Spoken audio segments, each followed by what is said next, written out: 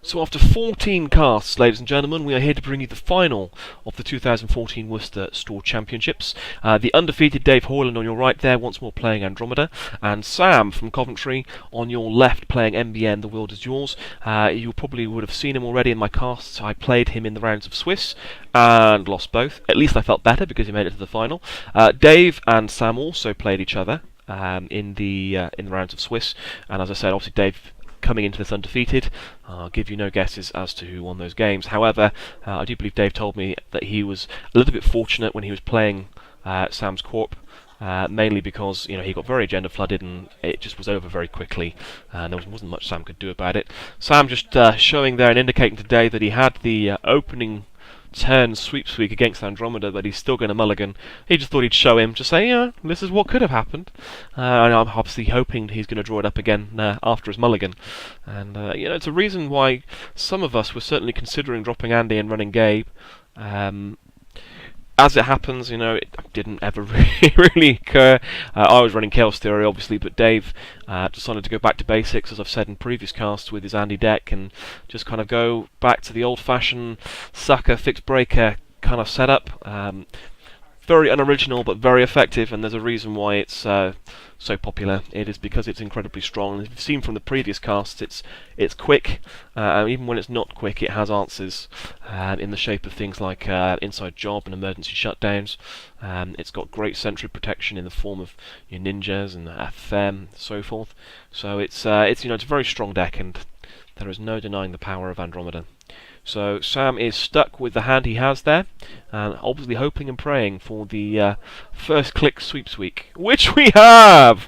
So there we go, we have turn 1 sweeps week gaining 8 credits, my word, or gaining 9, paying 1, however you want to phrase it.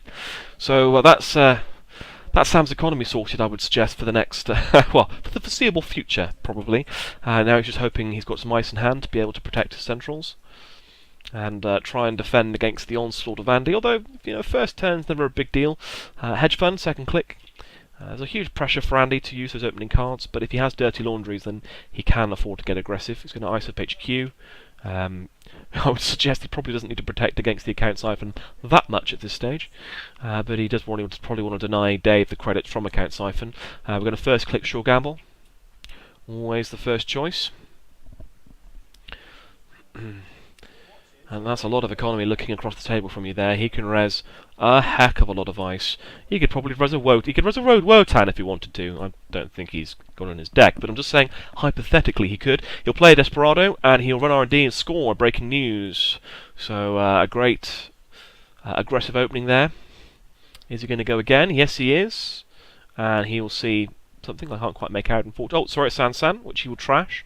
So it has set his economy back, but with that amount of money sitting across the table from you, you do not want to leave a San in an opponent's hand. You want to get rid of it so that they cannot use it. And he's going to discard a Plascrete. I can't even recall myself actually whether Sam was running much in the way of tag punishment, i.e. Scorched Earth. But again, as these two have played before, I would assume that Dave knows Sam's decks already fairly well, although I know that his Corp game was incredibly short, again, due to the aforementioned agenda flood. But he's obviously feeling confident. Either he already has one in hand, and is happy to discard another, or he's just not concerned. So it'll be interesting to see one. He's still got one more card to discard, and he's umming and ahhing a little bit as to what it's going to be. And again, that is the pressure of that opening turn for Andy, using all those cards. And criminals certainly have a lot of nice cards that you do not want to discard, including that one, an account siphon discard, so that is a surprise. A real surprise to see the account siphon go in the bin, and I don't even think he's got another one in hand there. But again, Sam sat on 18 credits. It's not going to do a great deal of damage to his economy, but it obviously is a huge boost for Dave's, so surprising to see that one go. Sam's going to draw. And it looks like he is probably short on ice here. He's going to get green level clearance, so even more draw, just with a bit more tempo. And looking, again, I would only assume looking for ice. He's iced up HQ first, which signals he has agendas in hand, otherwise he would certainly leave it. He's going to run, see another piece of ice, so there's another one coming there for Sam, which Dave will probably want to clock and be aware of. Looks like Dave's got a Yogg in hand and a Fairy.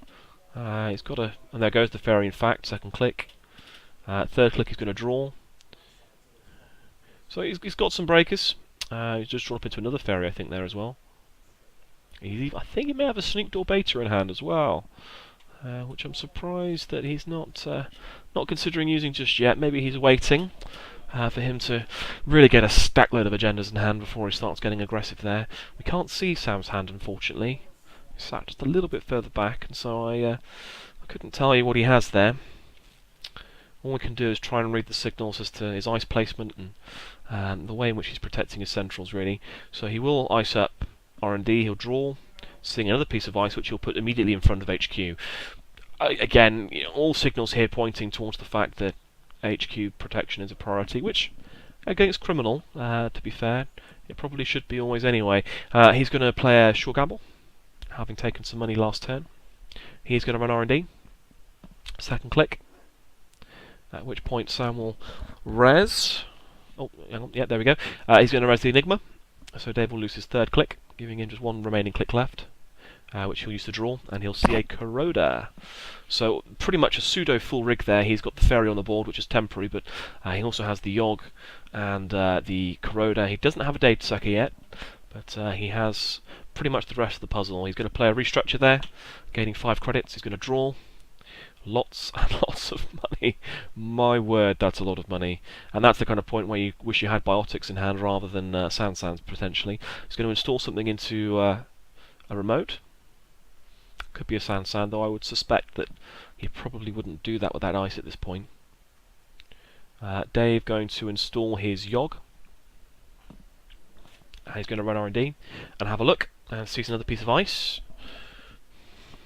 I'd imagine he's probably going to have a look here at the remote as well, just to make sure it's not a Jackson Howard or a Sandsign. Indeed, he will. And he's going to res... Is that a security subcontract? Crumbs, it's been a while since I've seen that card. It is, indeed. It's an impressive memory on my part, if I don't mind saying so myself. So it's a fascinating splash there for MBN. Obviously an economy card in the shape you can trash res dice for 4 credits. Dave's going to leave it on the table. Trashing ice isn't exactly the worst thing in the world for a corporation to do, but an interesting, very interesting card to see there. Not one you see splashed a lot, or indeed in faction. He's going to double ice R&D, and I do wonder if we'll see that being used now. In fact, that Enigma isn't going to do any work at all. But then again, he's also not that short on economy. I mean, presumably, Sam there looking just to soak up the clicks of the runner. That card's not going to do any good for him. It's not going to do any good for Dave. It's just a way for him to use a click and possibly avoid extra aggression against R&D. You can't leave remotes unchecked against MBN. I think that's one of the golden rules as a rule of thumb. It could be a Sandsign, it could be a Jackson Howard, it could be something that can do a lot of damage in a very short space of time. Particularly, the Sandsigns, but Jackson is becoming even more of a big threat with the accelerated diagnostic meta that we now look at, and the combo-tastic times that he can provide. So he's going to continue to draw, and looking to set up a remote, I would presume here, but struggling. Andy already having relative free reign here on the centrals. He's going to triple ice up R&D. I'm surprised he hasn't trashed the Enigma. It's not costing him anything to break through.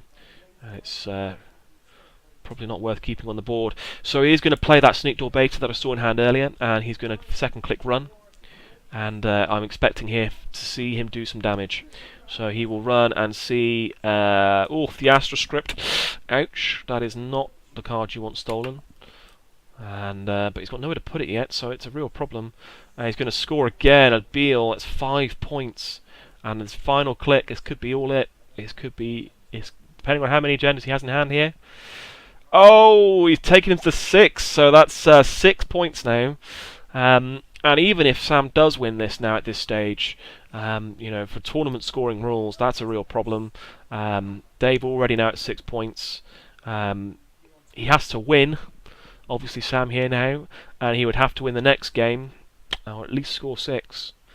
So that's a tall order already now. Dave That sneak door beta played at obviously exactly the right time and to maximum effect, and we kind of knew there that Sam was having to store agendas. He had no Jackson as an outlet, and he had no way of securing a remote server to score those out.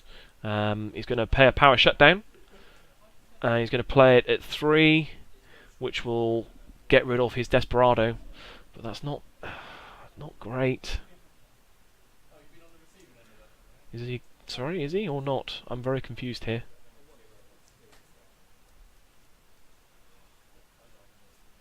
I don't know. Oh, sorry, no. Okay, he discarded. Okay, sorry, he got rid of the ferry for free. Okay, so he's using Sneak Door again. Sorry, that it all happened very quickly there. So he paid power shutdown for 0, discarded it, got rid of the ferry, and is passing the turn back over. And he then used another Sneak Door.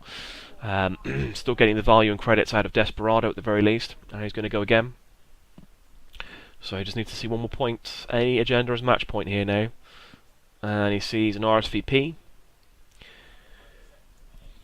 And again, you're not going to be particularly gutted about losing a ferry there at this stage when you've got free access on HQ. Although, again, it may spell that he's got something dangerous there on R&D. He's going to play the Corroder, and he's going to pass the turn, mandatory draw for the Corporation. I think he's got another ferry in hand there anyway. And that Sneak Door is posing yet another problem for him. And indeed, he's going to have to now think about icing up our archives. Ice that he almost certainly would have wanted to have placed in establishing a remote server to actually score those 5 points worth of agendas he had there in hand.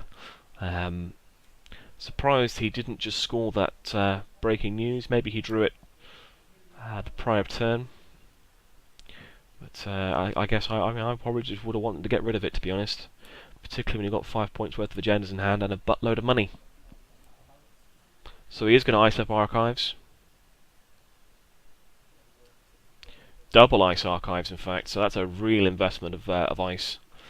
And again, if not for the Sneak Door beta, we can certainly presume and imagine that that would have gone on to a remote server instead. Dave draws up into a Dirty Laundry.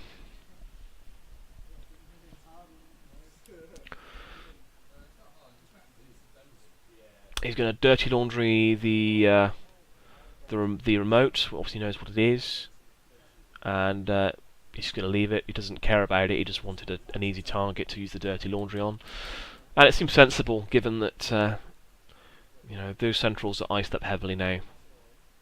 He's going to play daily casts, and he's going to draw. So yeah, tough one here. The NBN is in a real pickle, a real quandary. The only thing saving at the moment is the fact that Dave doesn't have the Sentry Breaker he needs, or the Data Suckers, and Sam here having to draw up aggressively still, looking for presumably more ice. All 3 clicks for use for drawing. No Jackson Howard to be able to make it even better, and that's tough. And now he's just having to discard a lot of cards. He's got no Jackson Howard on the board, so he can't get rid of agendas, which means that he's probably getting rid of cards he doesn't want to here. Unless he's very, very safe and secure in the knowledge that Dave cannot get into archives. But I would imagine that that's probably not the case. So a lot of cards there going into archives. And it's tempting to have a look, isn't it? There's not a Jackson there. Very tempting to have a look. He's going to drop into an account siphon. And Sam's still sitting pretty on 15 credits. Dave on 7, I believe. He's seen, I think, either a Corroder or a Data Sucker. It is, in fact, yes, indeed, a Data Sucker. Which, he still doesn't have to trash anything. He's got the Desperado out. But now he's got no easy accesses on Centrals, so that's not ideal. I'm sure he would have liked to have seen that earlier. Though he is sitting 6-0 up, so he can't complain too much. He's going to pass the turn over, at which point Sam will take his mandatory draw. And now he really has to get going here. He's going to install... There we go! Oh, Jackson! Install res and draw 2, second click. And again, so that's a lot of draw. And obviously just stabilising his position. Perhaps just thinking, oh, okay, we're going to have to start over. His servers look relatively well protected, but he cannot establish a remote at the moment. which is causing him long-term problems.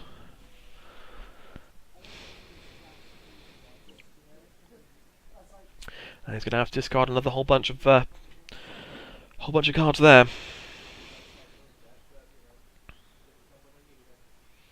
My word.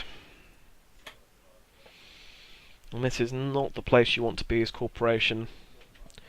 You know, full rigger there, pretty much assembled by Dave.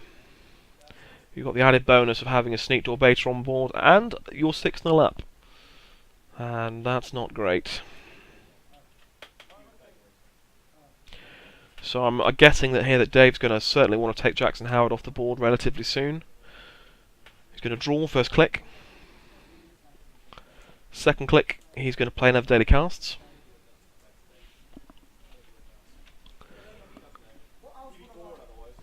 Plenty of cash. And he's certainly in no rush.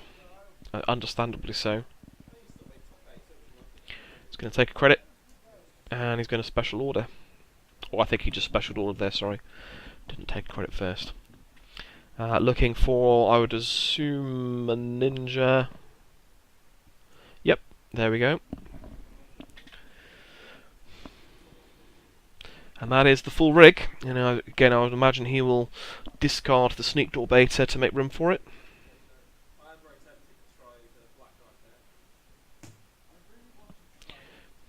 I don't think he has a click spare to install it yet.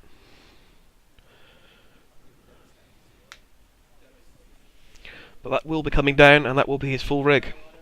And a devastating one, really. Oh, he's going to infiltrate. Interesting. Infiltrate for 2 credits. So he's going to, you know, and again, there's no really good targets here to infiltrate anyway. With the full rig out, it doesn't really matter. He might as well just take the 2 credits. He knows what everything is. Obviously not ice, but other than that. So that will take his mana to draw. Oh, sorry, his first click is going to use Jackson. Dave just pointing out there's no point for him drawing up 1 when he can draw up 2.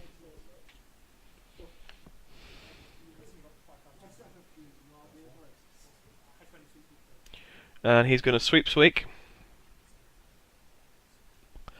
But money is not what he needs here.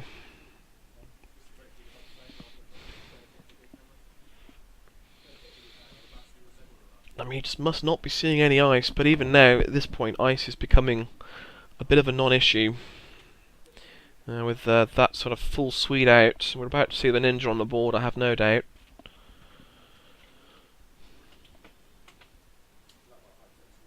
And indeed, there it goes, so that's the sneak door off the board. The ninja comes on. And that is not what you want to see. A ninja, Yogg, Corroder, and a Data Sucker, and a Desperado.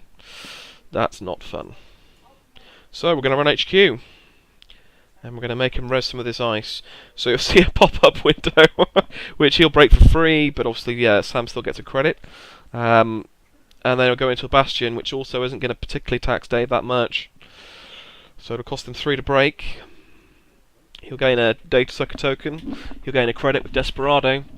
So that cost him 2, really, effectively, to get in. If that, really, considering the Data Sucker token. And he gets his access. And he will have a look and see a snare. Oh, ouch. That's not what you want to see.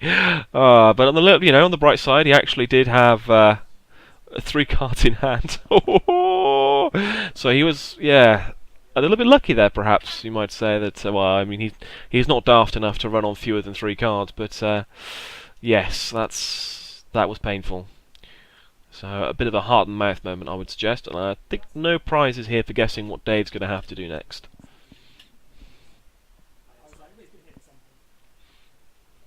But you know, a good surprise there in an NBN deck. And that really would have been a horrible way to go. 6-0 up and hitting a snare on 2 cards. He is going to clear the tag and draw a card. So leaving the... Again, with Sam on infinite economy, he's going to be able to trash those daily casts, and that's not something particularly that you want to see. He's going to play a Botic Labour, which he does have in hand. He's going to install, he's going to advance 3 times, and he's going to score the Astro. And suddenly that does change things a little bit, not hugely, But something to be concerned about now, particularly because Dave has lost the tempo with the snare, and is a little bit short on economy. Having that scored Astro there is a threat. So he'll first click draw, second click draw, seeing a sure gamble and a special order, I believe. He's going to third click draw, seeing the same old thing. And as I say, that's a real tempo hit for him. We know there's already one Astro gone, so there's only one Astro left, Max, who's going to sure gamble, take some cash past the turnover. Sam will take his mandatory draw. So there is only one Astro left. He's going to install, advance 3 times, use the Astro token to score another Astro, taking him to 4 points. And now things really have changed in a very short space of time. He cannot obviously Astro train further. Dave's already stolen the third Astro, but it's now 6 points to 4. And this would be an impressive comeback. He's going to run R&D and have a look. So let's see what he reses. Suddenly all that money is gone on the Bartic labour and the advancement of cards. He is not going to res anything. I guess he can't afford it. Sees a piece of ice, so a bit of a gamble there on Sam's part, and I don't blame him. We would imagine he has another way there of scoring out another agenda, perhaps a beal in hand that he can take him up to 6 points. And the more points he can score here, the easier he makes his life, and the better his prospects of taking it to a tiebreaker round at the very least. If he can score 6, he has to consider that a success, really. Even though he lost the game, he's given himself a real platform to be able to potentially win the next match, or at the very least, take it to a tiebreaker. He's going to res the RSVP, so there obviously almost certainly are agendas there in hand. He's going to play a pop-up a paper wall. At which point he'll break that.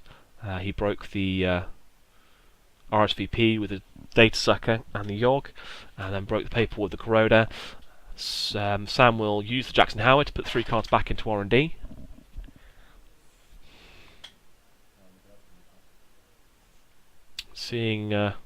Not seeing any agendas, but interesting to see what he has discarded there. And I think that was important, getting rid of that Jackson Howard there at the right time, probably. The last thing he needed there was him drawing up to find a beal to score. And he has taken up a lot of his money now as well. And this is the kind of stage where, we know there's a count siphon in the heap. He could potentially just play the same old thing out, count siphon him, take him to 0. He's going to run, he's going to score the character assassination after Jackson having shuffled R&D, and he'll take the win. So it finishes, effectively 10-4. Sam still being able to sneak out a couple of Astro scripts there at the very least, giving himself a fighting chance, though obviously facing an uphill battle. At the very least, he's going to be runner next. We look to bring you that game as soon as possible, so stay tuned for the final match of the 2014 Worcester Store Championships. Thanks for watching, ladies and gentlemen. We will see you again soon.